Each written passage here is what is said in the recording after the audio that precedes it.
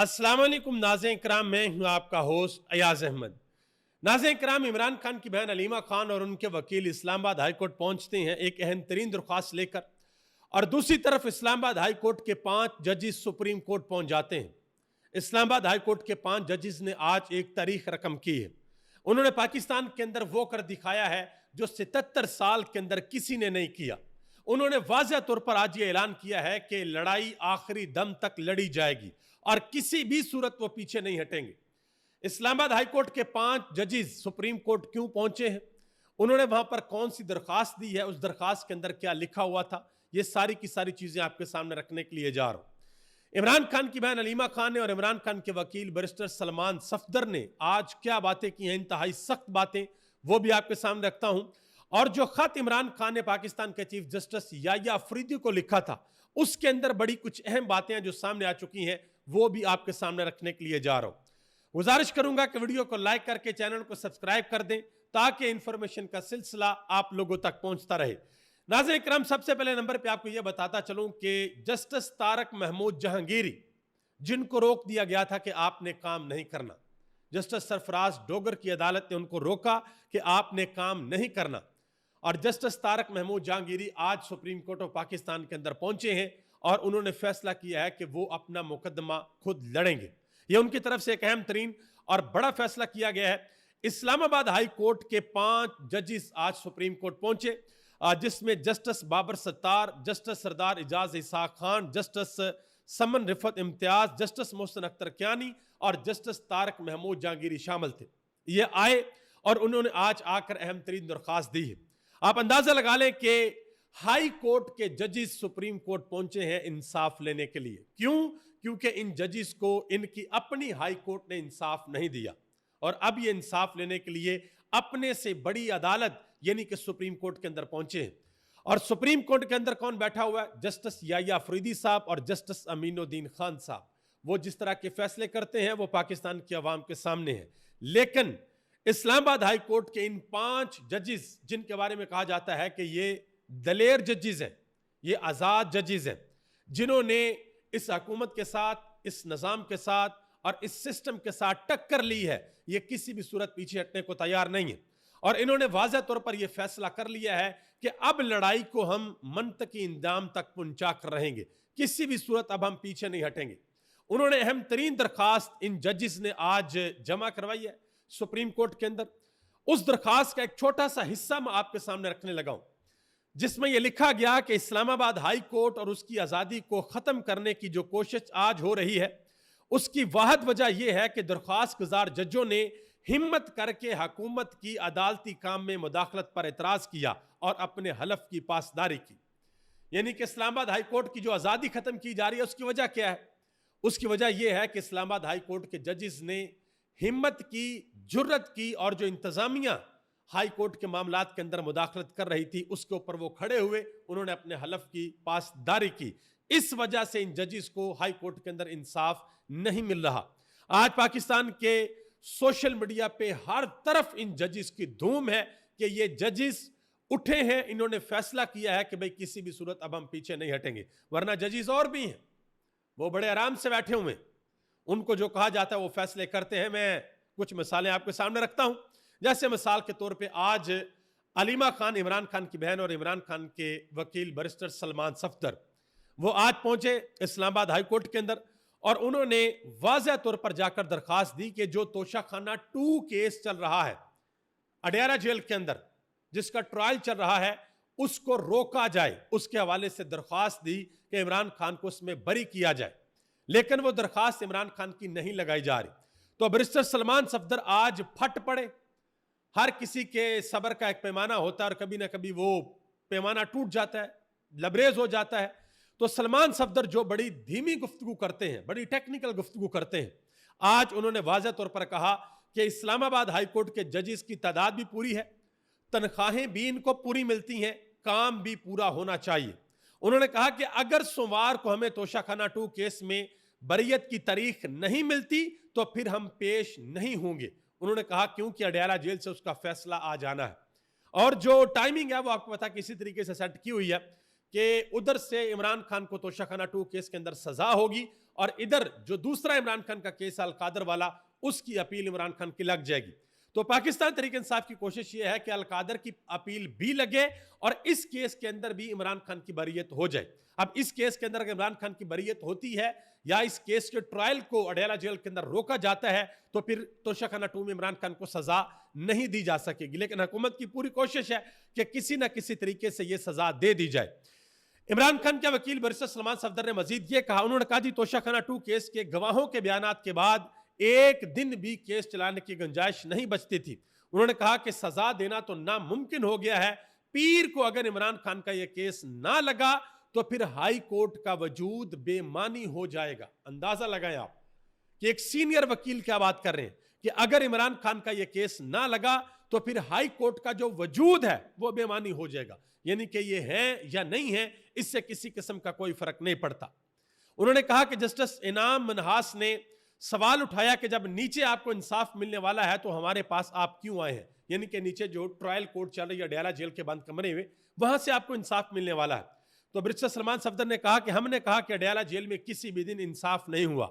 अगर केस नहीं लग रहा तो इस्लामाबाद हाई कोर्ट का फॉल्ट है। जजेस तनख्वाह लेते हैं, इनको काम भी अपना पूरा करना चाहिए। उन्होंने यह भी कहा कि हमने देखा है इस्लामाबाद हाई कोर्ट के अंदर कि एक दिन फैसला आता है, अगले दिन ही उस फैसले के खिलाफ इंट्रा कोर्ट अपील होती है और उसी दिन फिर उस पिछले फैसले को मुअत्तल कर दिया जाता है। ये उन्होंने हवाला दिया जस्टिस बाबर सत्तार वाले फैसले का, जिसमें उन्होंने चेयरमैन पीटीए को उन्होंने मुअत्तल किया कि आप अपनी सीट के ऊपर नहीं रह सकते, आपकी जो तैनाती है वो गैर कानूनी है। तो जब जस्टिस बाबर सत्तार ने तकरीबन 90 से ज्यादा सफात का यह फैसला दिया तो उसी वक्त उस फैसले को इस्लामाबाद हाई कोर्ट के इंट्रा कोर्ट अपील कर दी गई और अगले दिन उस फैसले को मुअत्तल कर दिया गया। तो इस चीज का हवाला दिया बैरिस्टर सलमान सफदर ने कि ये हमने होता हुआ देखा। उन्होंने कहा जी 8 महीने बाद अब इमरान खान का केस सुन तो लें, सुने तो सही इमरान खान का केस। इमरान खान की बहन है जो अलीमा खान, उन्होंने भी आज अहम तरीन गुफ्तगू की। उन्होंने कहा कि इनाम मीन मनहास किसी और की नहीं बल्कि अपने जमीर की आवाज सुने। उन्होंने कहा कि ये बेचारे बड़ी मुश्किल के अंदर फंस गए हैं। उन्होंने मजीद कहा कि ब्रिगेडियर और कर्नल पर तोशाखाना 2 में जो जिरा हुई है उसके बाद तोशाखाना 2 केस मुकम्मल तौर पर खत्म हो गया है। आज इस्लामाबाद हाई कोर्ट के अंदर जस्टिस तारक महमूद जहांगीरी के साथ इजहार यकजहती के लिए वकला ने एहतजाज भी किया है और इस एहतजाज के अंदर एक और बड़ी डेवलपमेंट हुई है। इस्लामाबाद हाई कोर्ट के जो सदर हैं वाजिद गिलानी, जिन्होंने वोट तो इमरान खान के नाम का लिया था, वकला ने उनको वोट इमरान खान की वजह से दिया था, लेकिन बाद में वो लोटे हो गए, वो हुकूमत की तरफ चले गए और उन्होंने वही कुछ किया जो हुकूमत करना चाहती है। तो आज जो नौजवान वकला है उनके साथ हाथापाई हुई है। नौजवान वकला ने उनसे पूछा है कि वोट तो हमने आपको दिया था इमरान खान के लिए, तो हमारे वोटों का सौदा क्यों किया है, हमारे वोटों को क्यों बेचा है, हमसे कुछ और कहा गया और किया कुछ और गया, ऐसा क्यों हुआ है। तो अच्छी खासी तलख कलामी आज हुई है। आगे आ जाए जी, अहम तरीन खबर आपके सामने रखने के लिए जा रहा हूं। इमरान खान ने पाकिस्तान के चीफ जस्टिस याह्या अफरीदी साहब को जो खत लिखा है वो खत अब आलमी मीडिया तक पहुंच चुका है। बीबीसी ने बाकायदा तौर पर इसके ऊपर आर्टिकल लिख दिया है। उसकी चंद इंपॉर्टेंट चीजें इमरान खान के खत की आपके सामने रखने के लिए जा रहा हूं। पिछले व्लॉग में मैंने आपको कहा था कि सारा खत आपके सामने नहीं रख सकता, लेकिन अभी थोड़ा सा टाइम है, आपके सामने मुख्तसर खत इमरान खान का रख देता हूं। इमरान खान ने चीफ जस्टिस याह्या अफरीदी साहब को कहा कि मैं आपको सुप्रीम कोर्ट ऑफ पाकिस्तान से सिर्फ 31 किलोमीटर की दूरी से यह खत लिख रहा हूं, लेकिन इंसाफ के दरवाजे जो हैं वो मेरे ऊपर और मेरी अहलिया के ऊपर बंद हैं। गुज़िश्ता 772 दिनों से मैं 9/11 के कैद खाने में कैद तन्हाई और मुकम्मल तन्हाई का शिकार हूं। मुझे 300 से ज्यादा सियासी तौर पर बनाए गए मुकदमात का सामना है। पाकिस्तान की तारीख में कभी ऐसा जुल्म नहीं हुआ जो मुझ पर, मेरे खानदान पर और मेरे कारकुनान के ऊपर ढाया जा रहा है। इमरान खान ने कहा कि मुझे अखबारात, किताबों और अपने अहले खानों से मुलाकात की इजाजत नहीं दी जाती, महरूम कर दिया गया है। मेरे बेटों को मुझसे फोन पर बात करवाने का बुनियादी हक भी लिया गया है, वो उससे भी महरूम रखा गया है। सियासी कारकुनों को मुझसे मिलने की इजाजत नहीं। ये सब सिर्फ जहनी अजियत देने के लिए किया जा रहा है। इमरान खान ने कहा कि मेरी अहलिया बुशरा बीबी पर भी गैर इंसानी सलूक किया जाता है, वो भी गैर इंसानी सलूक का शिकार है। उन्हें कैद तन्हाई में रखा गया है, इलाज और डॉक्टरों तक की रसाई छीन ली गई है, टीवी या कुतब तक कोई सहूलत नहीं दी गई। पाकिस्तान का जो कानून है वो खवातीन कादियों को रियायत देता है, मगर बुशरा बीबी के मामले में ये असूल भी मुअत्तल कर दिया गया है। ये सारी की सारी चीजें इमरान खान ने रखी हैं। पॉइंट्स की शक्ल में अगर हम आपको बता दूं तो जो इमरान खान के खत का दूसरा हिस्सा था उसमें इमरान खान ने मेंशन किया कि कई अफराद को गैर आईनी मुकदमात और फौजी ट्रायल में घसीटा गया। बैरिस्टर हसन न्याजी को फौजी हकाम ने 10 साल की सजा दी। मेरे भांजे शारेज और शेर शाह को नाजायज कैद में रखा गया।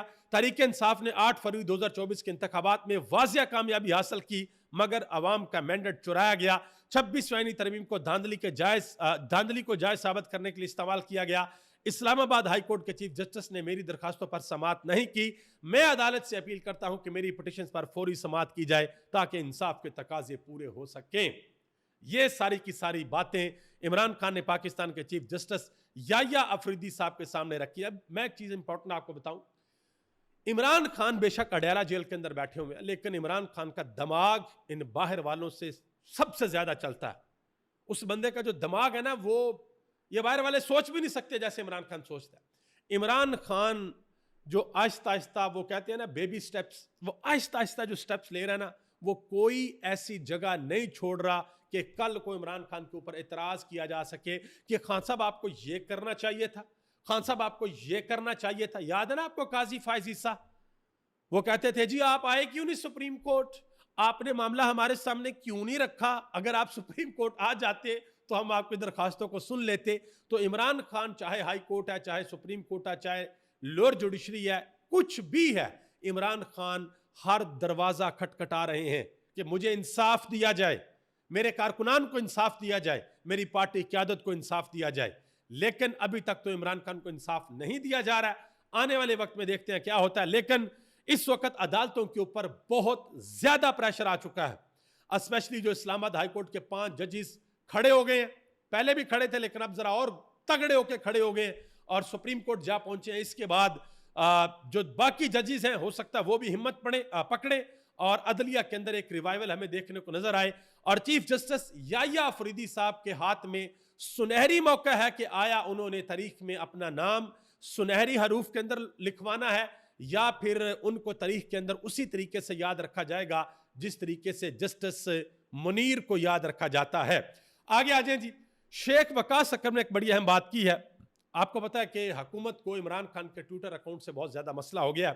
अडयाला जेल के अंदर FIA की टीम भी गई है, जाके उन्होंने इमरान खान से 2 मरतबा इन्वेस्टिगेशन, ये रिपोर्ट किया गया कि 2 दफ़ा इमरान खान से इन्वेस्टिगेशन करने की कोशिश की गई है लेकिन आगे से अच्छी खासी क्लास हुई है इमरान खान से।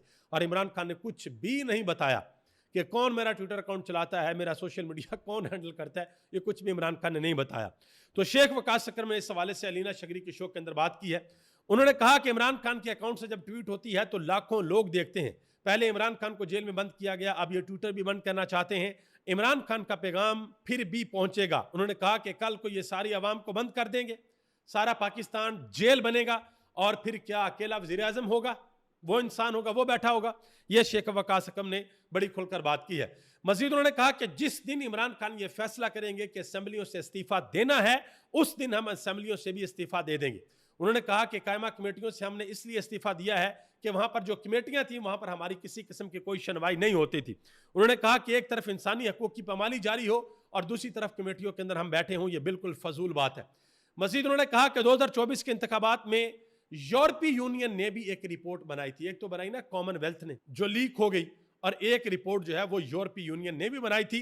उन्होंने कहा कि वो रिपोर्ट भी अभी तक मंजर आम के ऊपर नहीं आ सकी।